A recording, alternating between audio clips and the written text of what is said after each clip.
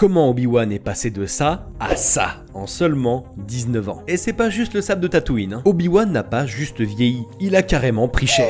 Mais il y a des raisons. Et on retrouve ces éléments-là dans l'univers canon de Star Wars. Alors oui, déjà, il est clair qu'il y a le choc des castings. Alec Guinness avait 62 ans dans Un Nouvel Espoir, là où Ewan McGregor en avait 34 dans La Revanche des Sith. Donc ça fait une petite transition étrange en effet. Dans la série Kenobi de 2022, on voit à quel point il est brisé. Il pense avoir échoué avec Anakin, causé la chute des Jedi et foutu la galaxie en l'air très clairement. Donc c'était pas vraiment des vacances. Et vous le savez aussi bien que moi, mais tout ceci constitue un véritable stress et un sentiment de culpabilité chez lui, ce qui peut accentuer, tout du moins visiblement, la vieillesse. Deuxièmement, les 2 soleils de Tatooine. Il a choisi pour exil cette planète qui possède 2 soleils, pas un brin d'ombre, du sable qui vieillit ta peau, plus vite qu'un rayon ionisant. Les 2 soleils de Tatooine y seraient aussi pour quelque chose pour ce vieillissement accéléré. Et oui, c'est pas simplement pour faire joli et brûler ta peau et pour te faire cramer. On pourrait ajouter à ça aussi que pendant près de 10 ans, Obi-Wan s'est coupé de la force pour se cacher. Et devine quoi? Eh bien tout ça, ça pèse sur le corps. La force ne le soutenait plus physiquement comme avant. Car oui, spoiler alerte, hein, mais la force peut ralentir le vieillissement. Raison pour laquelle de nombreux Jedi, de l'espèce humaine par exemple, pouvaient vivre plus de 100 ans très facilement. Grâce évidemment à la force. Finalement, entre la culpabilité, les 2 soleils, la coupure avec la force et le fait qu'il vive en ermite, Obi-Wan a pris 20 ans dans la tronche, mais malgré tout, il reste plus stylé que jamais. Est-ce que tu étais au courant de tous ces éléments? Pense à me le dire en commentaire et pense surtout à t'abonner pour rejoindre la force. Ciao!